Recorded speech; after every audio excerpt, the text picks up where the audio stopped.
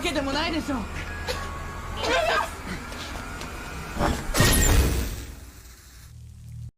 Alice in Borderland, inilah drama series fiksi ilmiah Jepang yang akan kita bahas kali ini. Drama ini akan mengisahkan tentang sebuah permainan hidup atau mati. Mereka, para peserta permainan, harus memenangkan game agar tetap hidup. Tanpa berlama-lama, langsung saja kita masuk ke alur ceritanya. Di awal episode pertama, kita akan diperlihatkan seorang pemuda. Dia bernama Arisu. Arisu adalah seorang pengangguran yang menghabiskan hari-harinya dengan bermain game Mobile Legends dan PUBG Mobile. Suatu ketika, adik Arisu memberikan nasihat kepadanya agar Arisu mau mencari pekerjaan dan berhenti menjadi benalu di dalam keluarganya. Arisu kemudian memarahi adiknya dan dia mengatakan bahwa dia bisa hidup sendiri tanpa bantuan keluarga. Arisu pun berencana pergi dari rumahnya. Sebelum pergi, adik Arisu mengingatkan bahwa sebelum ibu mereka meninggal, Arisu dulunya masih bisa diatur. Akan tetapi setelah kematian ibu mereka, Arisu semakin bermalas-malasan. Di ruang tengah, Arisu berpapasan dengan ayahnya. Di sini ayah Arisu memberikan nasihat agar Arisu mau mendengarkan nasihat dari adiknya. Arisu yang kesal pun langsung pergi dari rumahnya. Di tengah perjalanan, Arisu menghubungi dua sahabatnya, yaitu Chota dan Karube. Kemudian diperlihatkan Karube yang berada di sebuah bar. Ternyata Karube sedang ingin mantap-mantap. Namun tiba-tiba bos bar tersebut datang. Ternyata wanita yang akan diajak mantap-mantap oleh Karube adalah pacar dari bos pemilik bar tersebut. Bos yang melihatnya pun kemudian memukul Karube hingga dia babak belur. Karube yang kesal pun akhirnya memukul balik bosnya hingga tak sadarkan diri.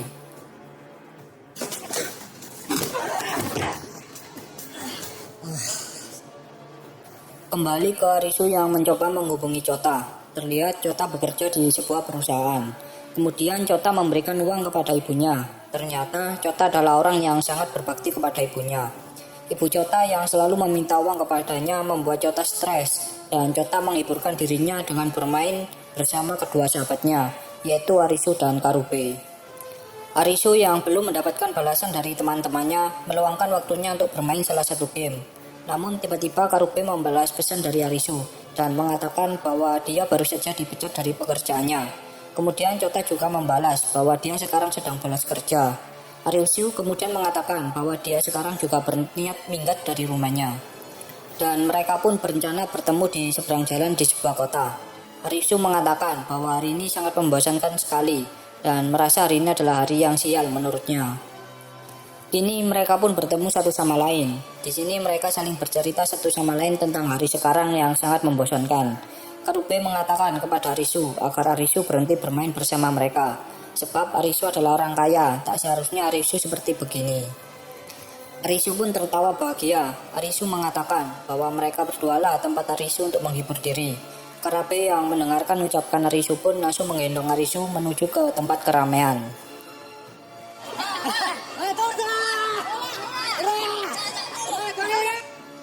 Mereka pun kemudian bersenang-senang. Dari mereka bertiga dapat disimpulkan bahwa memiliki sahabat bermain adalah hal yang menyenangkan.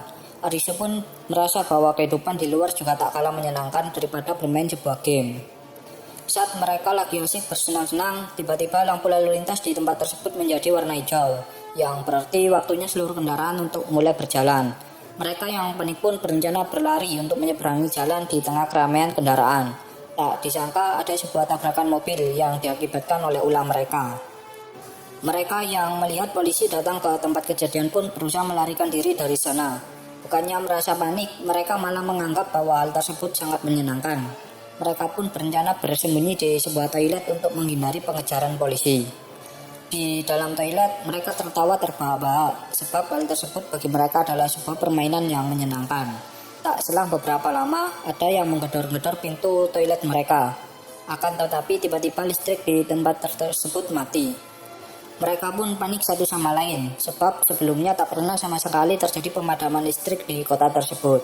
Mereka pun mencoba perlahan keluar dari tempat tersebut. Saat tiba di luar ruangan, mereka sangat terkejut, sebab keadaan ruangan yang tadinya ramai kini tak ada orang sama sekali. Bukan hanya di dalam ruangan, ternyata di jalanan juga sangat sepi sekali. Mereka pun merasa tak percaya dengan apa yang mereka lihat. Mereka yang panik kemudian menuju ke tempat mereka sebelumnya. Arisu berencana pulang ke rumahnya. Karube berencana kembali ke barnya. dan Chota berencana kembali ke perusahaan tempat kerjanya.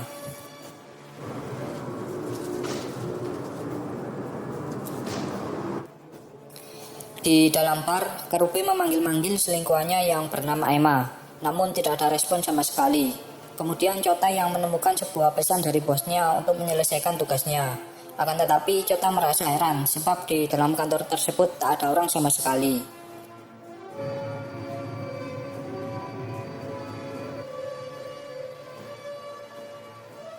Arisu yang berencana pulang ke rumahnya kemudian membatalkan niatnya sebab menurutnya hal tersebut akan sia-sia karena dari beberapa tempat yang Arisu lewati dia tak menjumpai orang sama sekali. Arisu pun kemudian berencana kembali ke teman-temannya. Saat perjalanan Arisu berteriak ke sana kemari berharap masih ada orang lain selain dirinya. Kini mereka bertiga pun kembali bersama. Mereka percaya bahwa di kota tersebut hanya ada mereka bertiga. Malam harinya mereka pun saling berkomunikasi satu sama lain. Bukannya merasa panik, mereka malah tertawa terbahak-bahak dan menganggap bilangnya semua orang adalah hal yang menyenangkan. Berbeda dengan Karube yang memikirkan bahwa dengan begini mereka akan tetap berjaga. Arisu dan Chota yang mendengarkannya pun langsung tertawa dengan sangat keras. Mereka pun berencana menghabiskan waktu mereka dengan bersenang-senang. Akan tetapi tiba-tiba ada sebuah cahaya putih yang menyinari mereka. Ternyata sinar tersebut berasal dari sebuah gedung yang tertulis bahwa permainan akan segera dimulai dan mereka juga diberikan arah anak panah untuk menuju ke arena permainan. Mereka pun berlari menuju ke arena tersebut, berharap ada orang lain yang bernasib sama dengan mereka. Mereka pun sampai di sebuah gedung bernama Gedung GM. Tanpa berlama-lama mereka kemudian menuju ke dalam gedung. Di depan pintu gedung, mereka melihat tulisan yang memberitahukan mereka bahwa arena permainan ada di depan jalan yang mereka lewati. Mereka kini berjalan pelan-pelan ke arena permainan. Kemudian mereka melihat sebuah lift merah, dan mereka pun mendekati ke arah lift tersebut. Kemudian ada perintah yang menyeru mereka untuk mengambil satu ponsel untuk per orangnya. Arisu kemudian mengecek ponsel tersebut, yang terlihat ada sinyal di dalam ponsel tersebut. Dan kini mereka sadar bahwa ponsel tersebut sengaja dipersiapkan untuk sebuah game yang akan mereka mainkan. Tiba-tiba ada seorang wanita yang menghampiri mereka. Wanita tersebut kemudian mengambil ID card yang dipakai oleh Chota dan melemparkannya ke arah jalan yang sebelumnya mereka lewati. Dan benar saja terdapat sebuah laser mematikan. Wanita itu menjelaskan bahwa mereka harus bermain dan tidak boleh mengundurkan diri. Arisu yang tak percaya pun mencoba mendekati area laser tersebut dan benar saja salah satu tembakan laser hampir saja mengenainya. Tiba-tiba ada satu wanita lagi yang menghampiri mereka. Wanita sebelumnya pun memberikan salah satu ponsel kepadanya dan terlihat waktu di dalam ponsel yang memberitahukan game akan segera dimulai. Di dalam ponsel diinformasikan peraturan permainan di mana para peserta harus memilih pintu yang benar dengan waktu yang ditentukan. Jika peserta salah memilih pintu, maka ada konsekuensi yang akan diterima mereka. Mereka semua pun kemudian masuk ke dalam lift dan berencana menuju tempat permainan. Tiba-tiba dari dalam ponsel mereka diinformasikan waktu permainan yaitu 2 menit dalam hitungan mundur. Saat tiba di sebuah ruangan, mereka dihadapkan dengan 2 pintu. Di sini mereka harus memilih pintu mana yang benar. Pintu tersebut tertulis hidup dan mati. Chota yang menganggap game tersebut hanyalah sebuah game biasa mencoba merekam keadaan sekitar dengan ponselnya. Namun tak disangka tiba-tiba mereka mencium sebuah asap api dari lantai yang mereka injak. Dan benar saja asap api semakin banyak dengan berkurangnya waktu mereka. Salah satu wanita yang panik pun memilih sebuah pintu yang bertuliskan hidup. Akan tetapi saat dia memasuki pintu tersebut, kepala wanita itu terkena tembakan laser yang dipastikan wanita itu tewas seketika. Mereka yang sadar waktu akan segera habis memilih pintu sebaliknya dan benar saja semburan api muncul dari lantai yang mereka injak. Setelah waktu itu habis, ini waktu kembali reset yang sebelumnya 2 menit kini berkurang 10 detik. Kini mereka harus memilih pintu berikutnya sebelum mereka harus mati terbakar. Mereka yang tak tahu pintu mana yang benar atau salah saling bertanya satu sama lain. Tiba-tiba asap mulai muncul dari lantai yang mereka injak. Arisu yang panik pun mencoba membuka pintu yang bertuliskan mati. Akan tetapi saat ingin membukanya, Karube memberitahu mereka bahwa tak mungkin jawabannya ada di pintu yang sama. Arisu pun ragu untuk membuka pintu tersebut. Karube dengan percaya dirinya mengatakan bahwa mereka harus bergantian membuka pintunya. Dan Karube pun membuka pintu yang berlawanan dengan pilihan Arisu. Benar saja pintu yang dipilih Karube adalah pintu yang benar.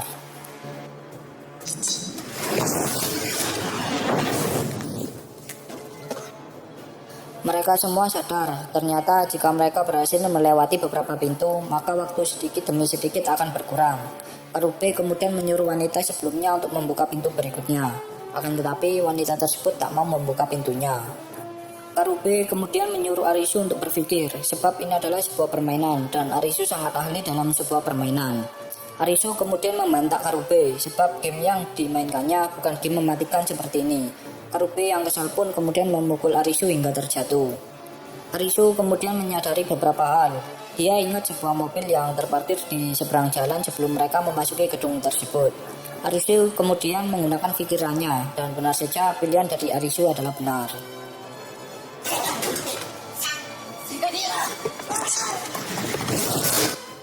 Di pintu berikutnya, Arisu beranggapan bahwa pintu yang benar adalah panjang lantai sama dengan panjang mobil di seberang jalan sebelumnya. Arisu berpikir bahwa pintu yang benar adalah sama dengan panjang mobil tersebut. Arisu kemudian menggunakan sebuah kertas untuk menjadikannya perumpamaan. Di sini dia menggambar sebuah ruangan yang ternyata ruangan tersebut berbentuk persegi di setiap pintunya. Dari sini kita tahu bahwa Arisu adalah orang yang memiliki IQ di atas rata-rata. Su kemudian beranggapan bahwa pintu yang benar adalah pada gambar yang mati, dan pilihan Arisu pun benar. Mereka pun sangat bahagia sebab kini permainan akan semakin mudah. Namun tak disangka, di pintu berikutnya ternyata yang harusnya di depan mereka adalah pintu, ternyata adalah dinding. Arisu yang tak kehabisan akal pun langsung menggunakan akalnya dengan membayangkan posisi ruangan tersebut. Kemudian Arisu teringat dengan pintu di awal tadi, dan Arisu pun mencoba melihat rekaman Chota pada ruangan pertama. Ketika waktu hampir habis, Arisu pun memilih pintu yang benar.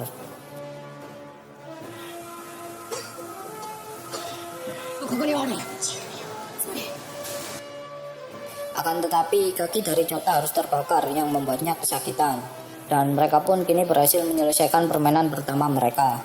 Kemudian Arisu mengajak semua untuk turun dari tangga. Saat di bawah gedung, tiba-tiba HP mereka berbunyi dan menginformasikan bahwa permainan pertama telah selesai. Perempuan yang bersama mereka mendatangi sebuah meja dan terdapat kartu 3 keriting. Mereka pun bingung maksud dari kartu tersebut. Saat lagi asik melihat ponsel, tiba-tiba terlihat orang tua yang sepertinya terluka di tubuhnya. Tiba-tiba orang tersebut terkena tembakan laser pada kepalanya. Mereka kemudian mendatangi orang tersebut, dan benar saja orang tersebut benar-benar mati.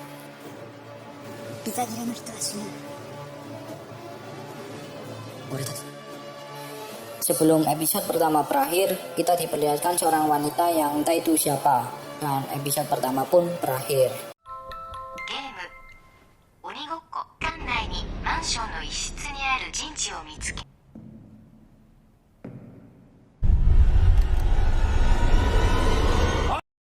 Episode kedua kali ini dibuka dengan memperlihatkan seorang wanita. Kalau masih ingat dengan episode pertama, wanita ini adalah orang yang ada di akhir episode sebelumnya. Terlihat wanita ini sedang memanjat sebuah tebing bersama ayahnya. Ayahnya kemudian memanggilnya dengan nama Yuzuha, yang berarti nama wanita ini adalah Yuzuha.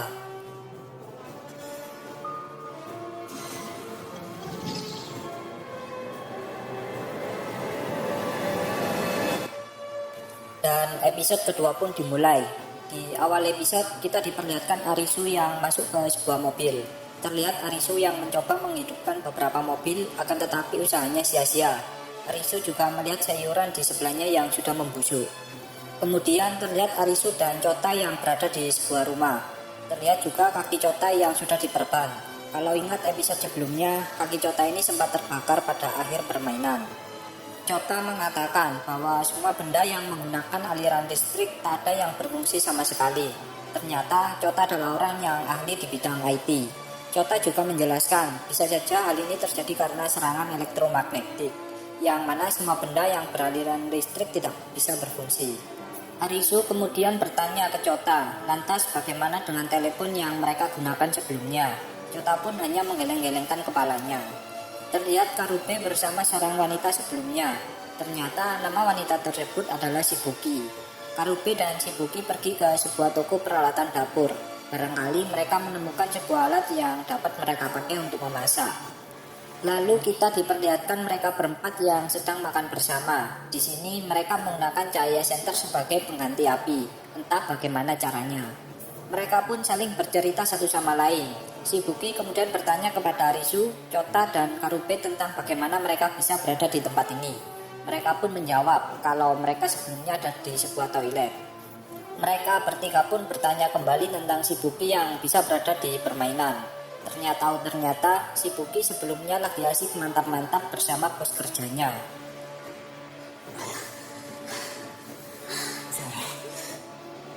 Akan tetapi, Shibuki mengatakan bahwa sebelumnya dia sedang bekerja. Akan tetapi saat dia selesai mandi, tiba-tiba semua orang menghilang. Shibuki juga menjelaskan bahwa dirinya sudah mengikuti permainan kedua kalinya, di mana permainan pertamanya yaitu melewati gas beracun. Arisu kemudian angkat bicara. Dia mengatakan bahwa kartu 3 keriting yang mereka dapatkan sebelumnya pasti memiliki sebuah makna, yang entah apa maksudnya. Jadi kemungkinan besar ada seseorang yang sengaja menculik mereka untuk bergabung ke dalam permainan mematikan ini. Tiba-tiba Chota merasakan kesakitan pada kakinya, sehingga mereka pun tak dapat melanjutkan permainan berikutnya. Malam harinya, Karube mengatakan kepada Chota bahwa mereka berdua harus ikut dalam permainan. Visa yang mereka miliki hanya memiliki masa aktif hanya 3 hari. Jadi, jika visa mereka habis, maka mereka akan mati seperti orang pada akhir episode pertama sebelumnya. Kembali ke Chota dan Shibuki yang lagi berdua di kamar. Apakah kalian memikirkan apa yang aku pikirkan? Oke, kita lanjut dulu. Karube mengatakan kepada Arisu bahwa mereka berdua harus ikut permainan pada malam ini. Sebab dengan begitu mereka akan tahu jenis permainan apa yang akan mereka hadapi. Arisu yang mendengarkan pendapat Karube pun menyetujui untuk bergabung ke dalam permainan.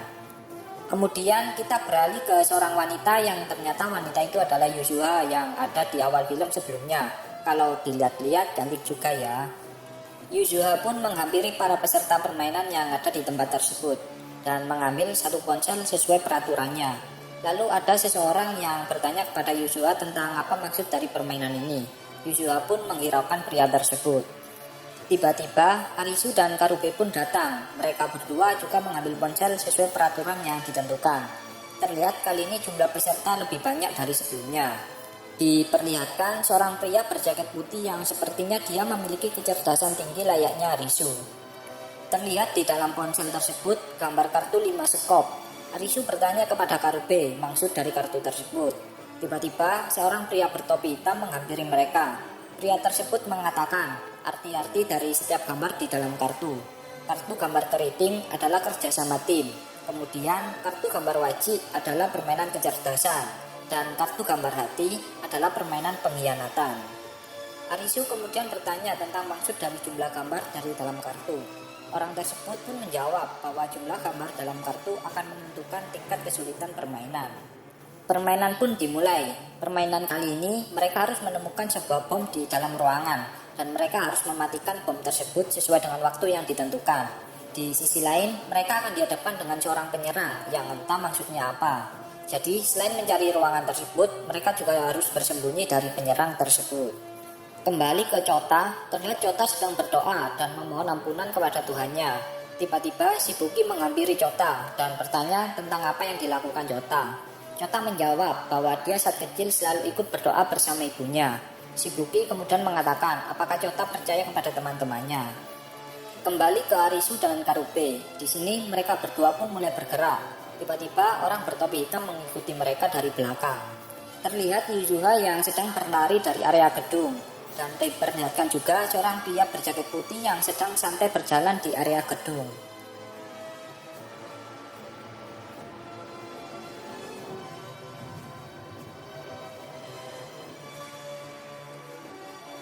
Kembali ke Chota, di sini dia menangis dan mengingat masa kecilnya bersama ibunya saat sedang berdoa di sebuah tempat. Kembali ke peserta permainan, terlihat waktu yang menandakan penyerang sudah tiba di sebuah tempat. Lalu diperlihatkan pria yang berpostur tubuh seperti seorang tentara.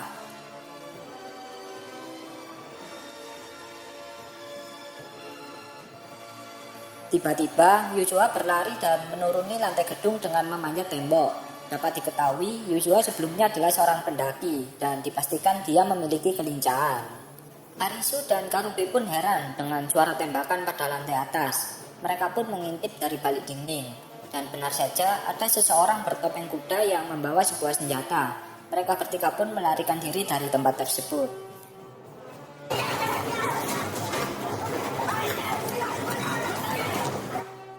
Arisu dan Karube bersembunyi di balik dinding dan pria bertopi yang mengikuti mereka menuruni sebuah anak tangga ke lantai bawah. Kembali ke Cota, Cota. Teman-temannya lagi asik berjuang di dalam permainan, dia malah lagi asik bercinta bersama si Buki.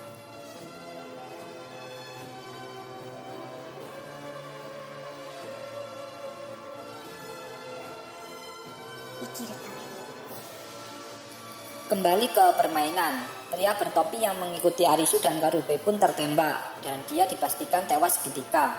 Kemudian salah satu peserta panik berusaha meninggalkan gedung tersebut dan sesuai peraturan sebelumnya, peserta yang mengundurkan diri dipastikan akan mati. Kembali ke Cota, ya Cota malah dikasih gratisan cuy. Kini permainan pun semakin mengerikan. Beberapa peserta mulai terbunuh satu persatu. Kita balik lagi ke Cota dulu ya. Arisu dan Karube pun bersembunyi di balik dinding lantai gedung. Di sini Arisu memiliki ide untuk saling menginformasikan tempat penyerang itu berada. Arisu pun berteriak keras dari lantai gedung. Pria berjaket putih tersenyum dingin atas kelakuan Arisu.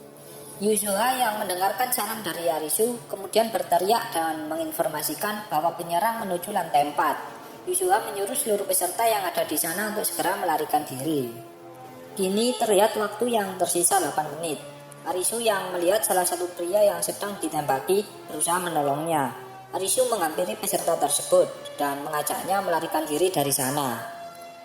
Kemudian diperlihatkan pria berjaket putih yang mengatakan saatnya permainan dimulai. Arisu dan Karube pun bersembunyi di anak tangga dan berencana mengajar orang bertopeng kuda tersebut.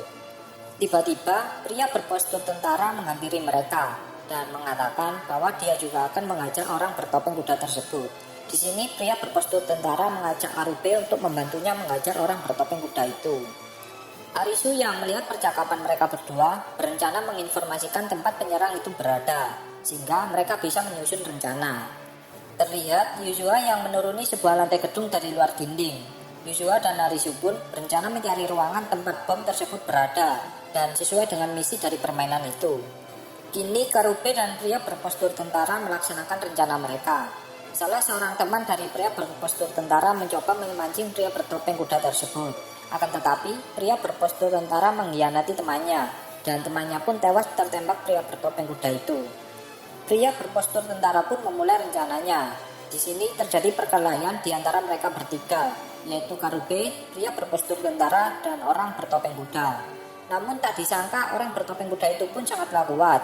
Karube pun berusaha mengajarnya, akan tetapi usahanya sia-sia. Siapa sangka orang bertopeng kuda itu membawa sebuah sajam, dan Karube pun terkena goresan dari sajam tersebut. Pria berpostur tentara berusaha membantu Karube, dan perkelahian pun semakin memanas. Kembali ke Arisu, di sini dia terpikirkan satu hal tentang sebuah pintu yang ditembaki oleh orang bertopeng kuda itu. Arisu memikirkan bahwa kenapa penyerang itu menembaki orang yang mau membuka pintu tersebut. Arisu pun berencana mendatangi pintu itu. Dan benar saja, pria berjaket putih juga mendatangi pintu itu. Dan kemungkinan besar di episode selanjutnya akan ada duel kecerdasan di antara mereka berdua. Oke, kita lanjut dulu. Di sini pria berjaket putih itu mengatakan kepada Arisu bahwa Arisu juga menyadarinya.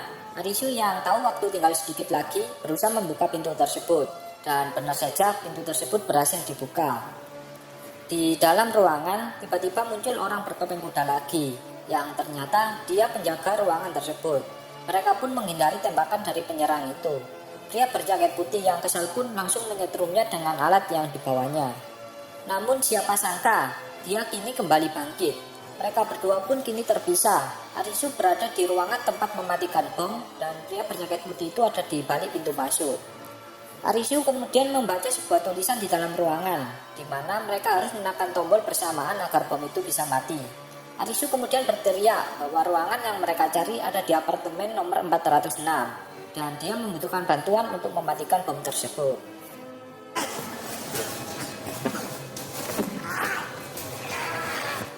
Yusua yang mendengarkan suara Arisu pun bergegas menuju ke tempat itu. Di sisi lain, pria berpostur tentara masih berhubungan dengan pria bertopeng kuda itu. Pertarungan di keduanya pun semakin seru, sebab mereka berdua sama-sama kuat dalam pertarungan. Kini orang bertopeng kuda yang menjaga ruangan tersebut berhasil masuk ke ruangan Arisu berada. Arisu yang melihatnya pun langsung mengajar orang bertopeng itu. Duel pria berpostur tentara dan orang bertopeng kuda ini berakhir. Pria berpostur tentara berhasil melumpuhkan lawannya. Terlihat Yuzua yang memanjat dinding demi dinding. 10 detik tersisa. Yuzua pun sampai di ruangan Arisu berada. Dan kini 5 detik tersisa. Arisu dan Yuzua yang melihatnya pun bergegas menekan tombol untuk mematikan bom tersebut.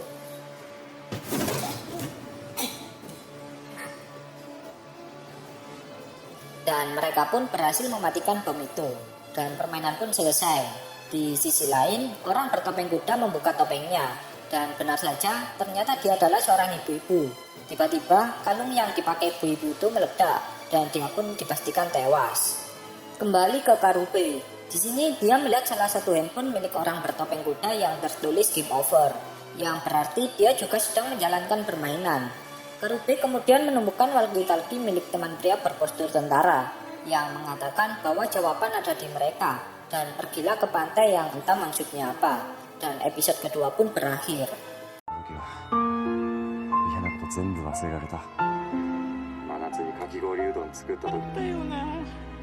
笑いすぎて鼻からうどん飛び出してたもんな。どこだよ、ちょうだ。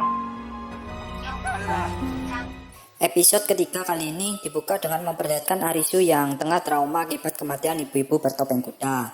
Oh iya, untuk nama Yuzua kita ganti saja dengan nama Yuzuki, biar mudah diingat. Arisu mengatakan kepada Yuzuki bahwa dia telah membunuh ibu-ibu bertopeng kuda itu. Yuzuki pun mengatakan bahwa semua bisa saja terjadi secara tiba-tiba dan tidak ada yang bisa disalahkan. Yuzuki pun kemudian pergi dan meninggalkan Arisu sendirian. Diperlihatkan pria berjaket putih yang sedang melihat-lihat tempat permainan terakhir. Untuk nama pria ini akan saya kenalkan sesuai dengan jalan alur ceritanya. Pria ini kemudian mengambil sebuah kertas dari kantong jaket milik ibu-ibu bertopeng kuda yang sudah tewas. Kertas tersebut membentuk sebuah gambar layaknya seperti sebuah teka-teki. Dan episode ketiga pun dimulai. Pada awal episode ketiga kali ini, kita diperlihatkan Shibuki yang menghitung masa aktif visanya. Shibuki kemudian flashback ke masa lalunya, di mana dia lagi asik mantap-mantap bersama seorang yang ternyata adalah bosnya.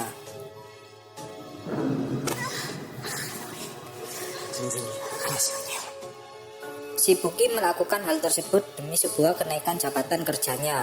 Lalu diperlihatkan Arisu dan Karube yang pulang dari permainan mereka kemarin malam.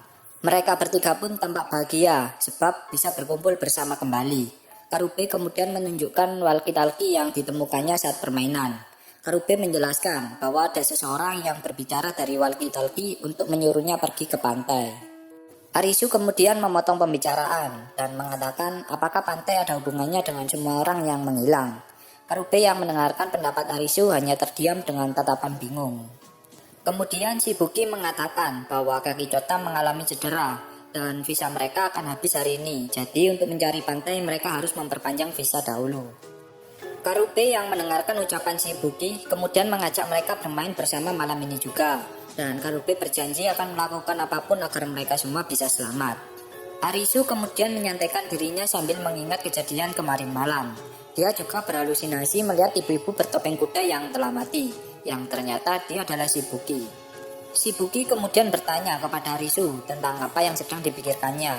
Arisu menjawab bahwa dia teringat oleh seseorang yang mati di hadapannya. Shibuki kemudian bercerita tentang awal dia ikut dalam permainan ini. Di sana dia juga melihat banyak sekali orang yang mati, tapi semua itu memang harus terjadi untuk bertahan hidup. Diperlihatkan Karube yang mendatangi bar tempat kerjanya. Dia mengambil sebuah cincin yang ternyata dahulu Karube berniat untuk melamar pacarnya.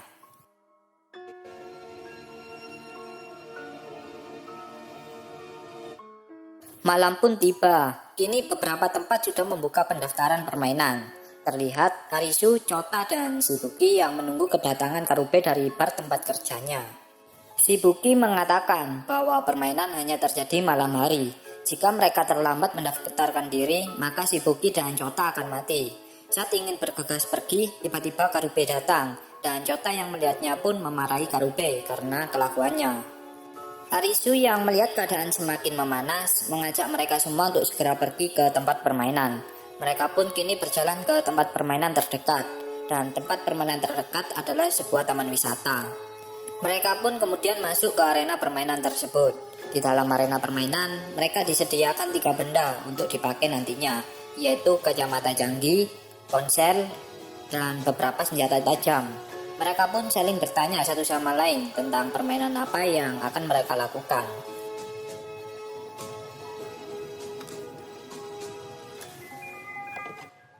Tiba-tiba muncul di sebuah layar yang menginformasikan bahwa permainan akan segera dimulai, dan mereka diberikan waktu untuk memakai kacamata yang disediakan. Arisu kemudian mencoba salah satu kacamata yang ternyata kacamata itu memiliki sebuah kecanggihan, di mana mereka bisa saling berkomunikasi melalui kacamata tersebut. Kemudian dari dalam ponsel diberitahukan bahwa permainan kali ini adalah 7 hati. Arisu pun kemudian teringat seseorang yang memberitahunya tentang sebuah kartu pada episode kedua. Kalau kalian masih ingat, orang tersebut mengatakan bahwa kartu gambar hati adalah permainan yang paling buruk sekali. Sebab maksud dari kartu hati adalah pengkhianatan dan permainan hati seseorang. Permainan pun kini dimulai. Permainan kali ini adalah peta umpet. Mereka akan diberikan karakter domba dan serigala. Jika serigala berhasil menangkap domba, maka serigala itu berpindah pada orang yang berkarakter domba. Tapi anehnya, pemenang pada permainan ini adalah seekor serigala. Siapapun yang berhasil bertahan menjadi serigala hingga akhir, maka dia akan menjadi pemenang dan domba akan mati. Arisu pun kemudian terdiam. Dia memikirkan bahwa maksud dari permainan ini adalah kebalikan ciri khas hewan buas, di mana serigala yang seharusnya memburu domba, ini domba yang harus memburu serigala. Permainan pun dimulai. Karakter serigala pertama ada di Chota. Chota pun tahu bahwa yang berhasil keluar dari tempat tersebut hanya 1 orang saja. Dia pun berusaha melepaskan kalung kacamata di lehernya. Saat Chota melihat Arisu, tiba-tiba karakter serigala pindah ke Arisu, dan Arisu yang melihat Karube, kini karakter serigala berpindah kepadanya. Mereka pun kini paham tentang permainan tersebut. Shibuki kemudian memanggil Karube dan karakter serigala kini berpindah ke Shibuki. Shibuki pun melarikan diri dari tempat itu, berharap dia bisa bertahan hingga akhir permainan. Karube yang melihatnya pun langsung mengejar Shibuki. Shibuki kini terus berlari dan terus berlari, berharap dia bisa bersembunyi dari mereka bertiga. Shibuki kemudian memasuki sebuah tempat wisata hutan buatan. Di situ Shibuki berusaha mencari tempat untuk bersembunyi.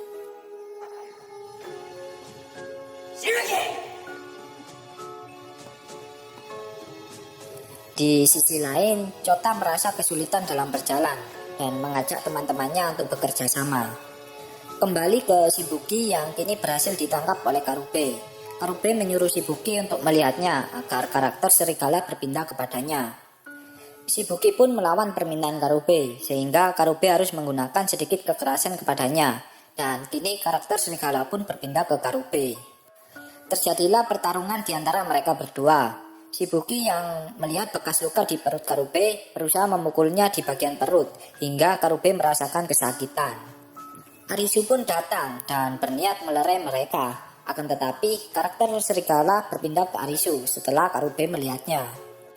Arisu pun berlari dari tempat tersebut dan mengatakan melalui mikrofon kacamata bahwa permainan ini tak seharusnya membuat mereka saling berkelahi satu sama lain. Pasti ada jalan keluar dari permainan ini. Karube dan Shibuki yang mendengarkan pun seakan tak peduli, dan kini mereka berdua berniat mengejar Arisu yang berencana untuk bersembunyi. Di sisi lain, Chota hanya bisa pasrah, dan Chota mengatakan bahwa dia tak ingin kedua sahabatnya berkelahi satu sama lain. Arisu kemudian menuju ke sebuah tempat dan berusaha memikirkan jalan keluar dari permainan ini agar mereka semua bisa hidup. Akan tetapi, Karube dan Shibuki kini berhasil menemukan Arisu berada. Arisu mengatakan bahwa dia akan mencari jalan keluarnya, jadi tolong berilah aku waktu. Karube dan Shibuki pun tak peduli dengan ucapan Arisu dan menyuruh Arisu untuk menyerahkan karakter serigala kepadanya. Tiba-tiba Chota datang dan melompat ke arah Shibuki. Di sini Chota menyuruh Arisu untuk pergi dari tempat tersebut agar Arisu bisa memikirkan sebuah rencana. Arisu pun kemudian berlari menuju ke sebuah tempat dan berusaha melepaskan kalung yang terikat di lehernya. Arisu menggunakan berbagai alat untuk melepaskan kalung di lehernya, akan tetapi usahanya sia-sia.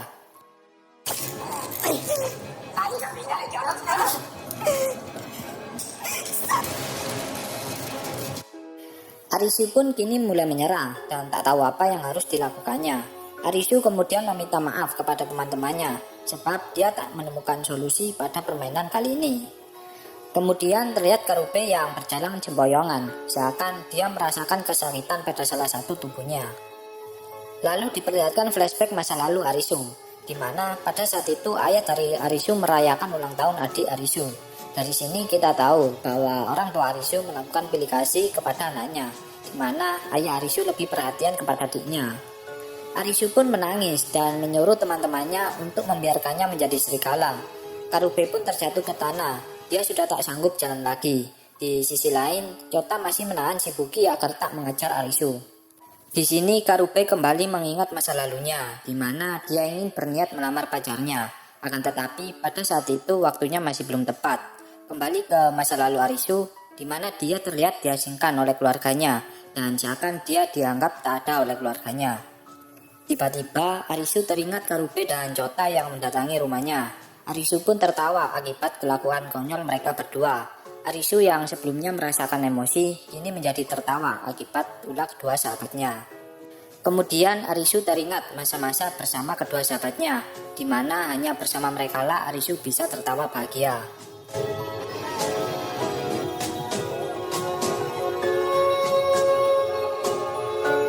Karube dan Chota pun kini pasrah dan memilih untuk menyerah dalam permainan agar Arisu bisa hidup dengan selamat. Disinilah momen-momen bawang mulai bermunculan. Karube mengatakan bahwa Arisu harus selamat dari permainan ini, dan Karube juga mengatakan bahwa mereka rela mati demi Arisu agar bisa tetap hidup. Arisu pun menangis dan memanggil-manggil nama Chota dan Karube. Arisu tak ingin kehilangan kedua sahabatnya sebab mereka berdualah tempat Arisu merasakan bahagia.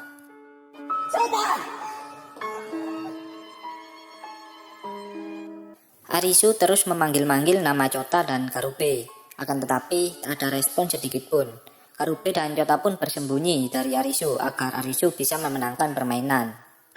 Dan inilah arti dari permainan kartu bergambar hati, di mana permainan ini akan membuat hati para peserta menjadi putus asa. Arisu pun terus berlari dan memanggil-manggil nama kedua sahabatnya. Dia pun juga menangis karena dia sadar jika waktu berakhir maka sahabatnya dipastikan akan mati. Karube kemudian berbicara kepada Arisu, di mana pada saat itu mereka melakukan liburan musim panas dan saling tertawa masing-masing untuk melepaskan beban hidup mereka.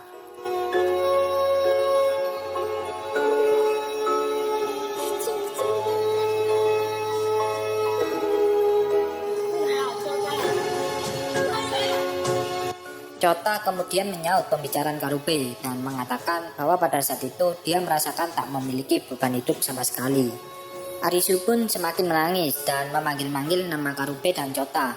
Karube kemudian menyaut perkataan Arisu bahwa dia ada di belakangnya. Arisu pun berlari ke arah Karube, akan tetapi semua sudah terlambat.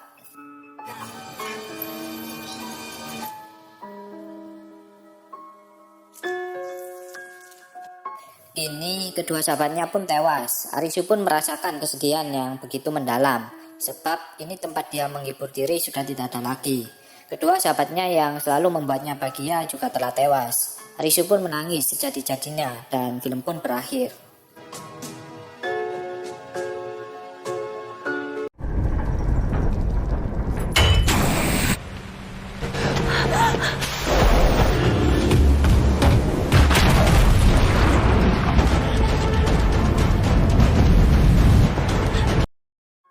Pada awal episode keempat ini, kita diperlihatkan Yuzaki yang sepertinya sedang berada di sebuah tempat. Ternyata Yuzaki sedang melakukan perburuan hewan, dan kebetulan dia mendapatkan seekor kelinci di perburuannya. Saat menuju perjalanan pulang, Yuzaki melihat Arisu yang tergeletak di jalanan. Yuzaki pun mengira bahwa Arisu kini telah tewas. Yuzaki pun memeriksa keadaan Arisu untuk memastikan apakah Arisu masih hidup atau sudah mati. Saat Yuzaki mendekatkan telinganya ke tubuh Arisu, ternyata Arisu masih hidup, dan Yuzaki pun meninggalkannya karena dia berpikir Arisu hanya sedang tertidur saja. Terlihat Yuzaki yang sedang membuat makan malam.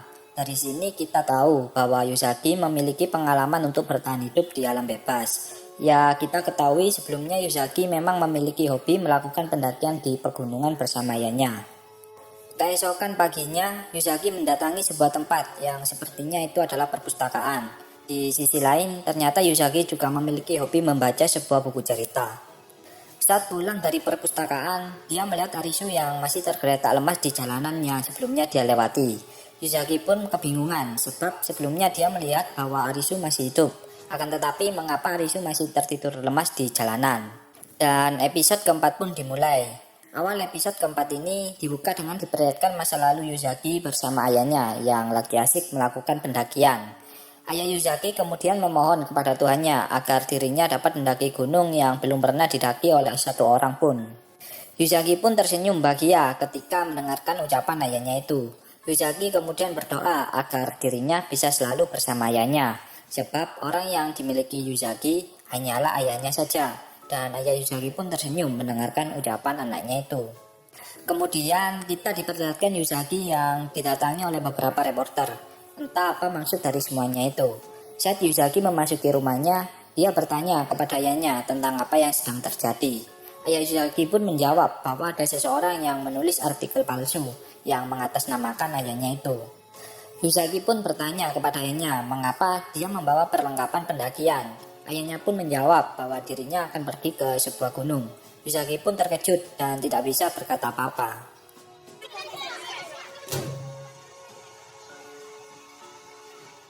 Kemudian diberitahukan sebuah majalah bahwa artikel yang mengatasnamakan hanya Yuzaki adalah palsu. Dan diinformasikan juga bahwa pendaki terkenal yang bernama Pak Usagi atau ayah dari Yuzaki telah hilang. Dan 550 petugas dikerahkan untuk mencarinya. Akan tetapi hasilnya nihil. Dan disinilah awal mula Yuzaki mengalami kesedihan yang begitu mendalam. Dikarenakan dia ditinggal oleh seseorang yang disayanginya. Kembali ke Arisu, di sini dia terbangun dari tidurnya. Dia pun terkejut sebab dia terbangun di sebuah tempat. Kemudian Arisu pun melihat Yuzaki yang sedang membaca buku cerita. Yuzaki kemudian memberikan Arisu makanan. Akan tetapi Arisu tak mau memakannya sebab dia masih mengalami trauma akibat kematian kedua sahabatnya di episode sebelumnya. Yuzaki kemudian mengatakan bahwa tubuh Arisu membutuhkan makanan. Yuzaki pun menyuruh Arisu untuk memakannya. Arisu tetap saja tak mau memakannya dan dia terus mengatakan bahwa semua orang kini telah mati demi dirinya agar bisa selamat. Arisu juga mengatakan bahwa dirinya lah yang telah membunuh semua orang dan Arisu pun menangis dengan perasaan yang sangat sedih. Namun di sisi lain Arisu mengatakan bahwa dirinya juga merasakan lapar. Yuzaki kemudian menyaut perkataan dari Arisu bahwa dirinya sama dengan Arisu sebab dahulu dia juga kehilangan orang yang dia sayang.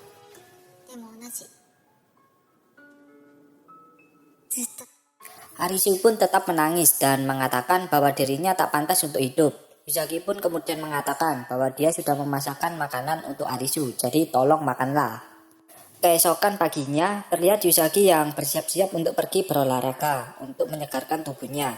Saat Yuzaki kembali ke peristirahatannya, dia melihat Arisu yang masih tertidur lemas. Yuzaki kemudian mengatakan kepada Arisu bahwa hari ini masa aktif visanya akan berakhir. Jadi Arisu harus bermain game malam harinya untuk memperpanjang visanya. Yuzaki kemudian mengatakan kenapa pada permainan kejar-kejaran sebelumnya dia berteriak seakan dirinya begitu peduli dengan orang lain. Kalau kita ingat permainan kejar-kejaran ini terjadi pada episode kedua. Arisu kemudian mengatakan bahwa dia melakukannya karena dia tak ingin semua orang mati. Yuzaki kemudian membalas ucapan Arisu bahwa kalau Arisu tak melakukan hal tersebut maka dipastikan Yuzaki sebelumnya sudah mati. Arisu kemudian bangkit dari tidurnya dan dia pun berencana mengikuti Yuzaki dalam permainan berikutnya untuk memperpanjang masa aktif visanya. Malam harinya diperlihatkan beberapa arena permainan yang membuka pendaftaran untuk para peserta permainan. Yuzaki dan Arisu pun memilih arena permainan di sebuah lorong jalan raya. Mereka kemudian memasuki lorong tersebut untuk mendaftarkan diri. Mereka berdua melihat sebuah bus yang menandakan bahwa pendaftaran permainan ada di dalam bus tersebut. Mereka berdua pun kini berencana memasuki bus tersebut. Di dalam bus, mereka mengambil satu ponsel seperti persyaratan biasanya. Di sisi lain juga terlihat 3 pria yang berada di kursi belakang bus. Salah satu di antara mereka mengatakan bahwa memiliki teman akan mempermudah permainan. Diperlihatkan salah satu di antara ketiga orang tersebut yang kakinya seperti mengalami kesakitan. Arisu pun bertanya tentang apa yang terjadi kepada kaki pria tersebut. Dia menjawab bahwa kakinya terkilir saat permainan sebelumnya. Permainan pun dimulai. Permainan kali ini yaitu kartu bergambar 4 keriting, dan permainan tersebut adalah permainan jarak. Kemudian diinformasikan dari dalam ponsel bahwa mereka harus bertahan hingga akhir agar bisa memenangkan permainan tersebut. Permainan pun dimulai. Mereka kini saling bertanya satu sama lain tentang maksud dari permainan tersebut. Kemudian diperlihatkan di layar ponsel bahwa di situ ada pengukur jarak. Mereka pun beranggapan bahwa mereka harus berlari ke sebuah tempat, dan kita ketahui salah satu orang tersebut ada yang kakinya tergilir dan dipastikan dia tak dapat berjalan. Temannya pun berusaha menghidupkan bus yang mereka naiki, akan tetapi usahanya sia-sia sebab tak ada bensin pada bus tersebut. Orang yang tergilir itu pun menyuruh kedua temannya untuk meninggalkannya, sebab itulah jalan satu-satunya untuk bertahan hidup di game ini. Kedua temannya pun dengan berhati-hati meninggalkan pria yang kakinya tergilir itu.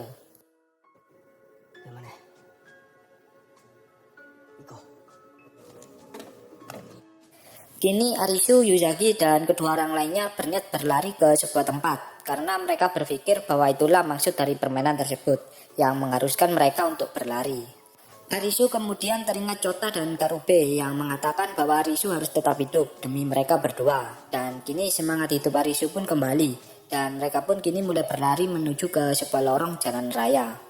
Terlihat jarak mereka yang kini bertambah 1000 meter dan mereka pun berpikir bahwa mereka harus berlari untuk sampai di tempat tujuan.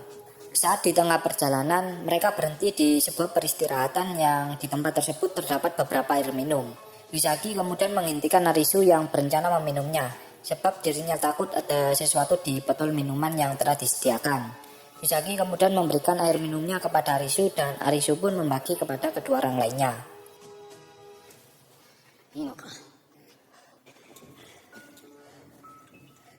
Setelah merasa cukup beristirahat, kini mereka berencana melanjutkan pelarian mereka kembali. Saat tiba di sebuah lorong yang gelap, Yuzaki melihat seekor hewan hitam yang mendekat ke arahnya, yang ternyata hanya seekor kucing. Iya, seekor kucing ganas maksudnya. Mereka pun bersembunyi dari kejaran kucing ganas tersebut. Kemudian Arisu dan Yuzaki yang bekerja sama untuk menghindari kucing imut tersebut.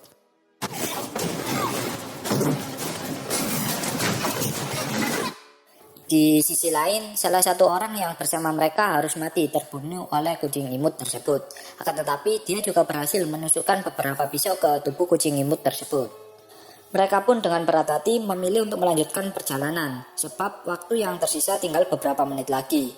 Salah satu orang tersebut pun mengatakan bahwa dirinya sudah tidak kuat lagi, dan Arisu pun menyemangati orang tersebut dan mengatakan bahwa bukankah dia mau bertemu dengan istrinya. Maka dari itu, ayo bersama-sama kita selesaikan permainan ini. Saat di tengah perjalanan, Arisu melihat sebuah sepeda motor yang sangat langka. Salah satu orang tersebut menyaut ke arah Arisu dan mengatakan bahwa sepeda motor itu memakai mesin diesel, yang berarti sepeda motor itu dapat dihidupkan secara manual. Arisu kemudian menyadari satu hal, bahwa bus yang mereka naiki sebelumnya ternyata juga dapat dihidupkan secara manual jika ada bahan bakarnya. Arisu yang melihat motor langka itu memiliki bahan bakar, dia berniat memindahkan bahan bakarnya ke bus yang mereka naiki sebelumnya. Yuzaki pun heran dengan keputusan yang diambil Arisu. Arisu kemudian mengatakan bahwa dia tak ingin melihat seseorang mati lagi. Dengan waktu yang tersisa, Arisu pun mendorong sepeda motor itu menuju ke bus yang mereka naiki sebelumnya.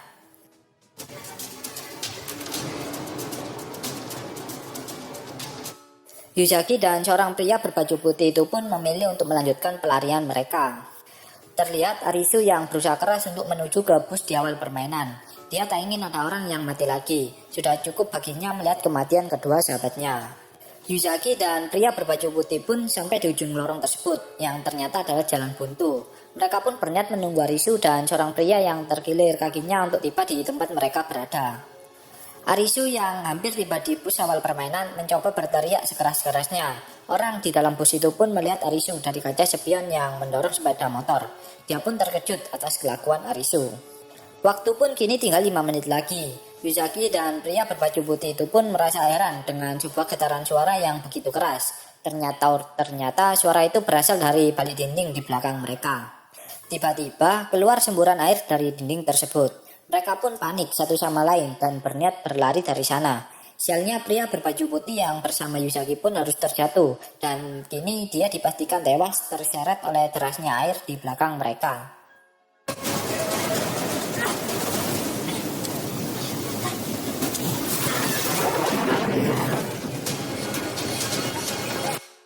Tepat pada waktunya, Arisu bersama pria yang tergilir kakinya datang mengendarai sebuah bus yang di awal permainan. Dan Arisu pun berhasil menyelamatkan Yuzaki dari derasnya aliran air yang berada di lorong tersebut. Mereka bertiga pun tersadar dari pingsannya. Ternyata bus yang mereka naiki sebelumnya terbalik akibat terkena guncangan air yang begitu deras. Kini mereka berusaha keluar dari bus tersebut satu persatu. Di atas bus mereka melihat sebuah tulisan di bodi bus yang tertulis tujuan. Dan ternyata bus tersebut adalah tujuan permainan itu. Kalau diingat sebelumnya di dalam ponsel tertulis 0 jarak, yang berarti mereka sudah berada di tujuan permainan. Akan tetapi mereka tak menyadari hal tersebut. Pria yang kakinya tergilir itu pun berterima kasih kepada Arisu dan mengatakan semoga mereka dapat bertemu lagi di arena permainan lainnya. Arisu dan Yuzaki pun tersenyum mendengarkan ucapan pria tersebut. Di akhir film, kita diperlihatkan Arisu dan Yuzaki yang berada di sebuah tempat. Di situ Arisu mengatakan bahwa dia harus pergi ke pantai sesuai dengan tujuan dari kedua sahabatnya itu. Dan episode keempat pun berakhir.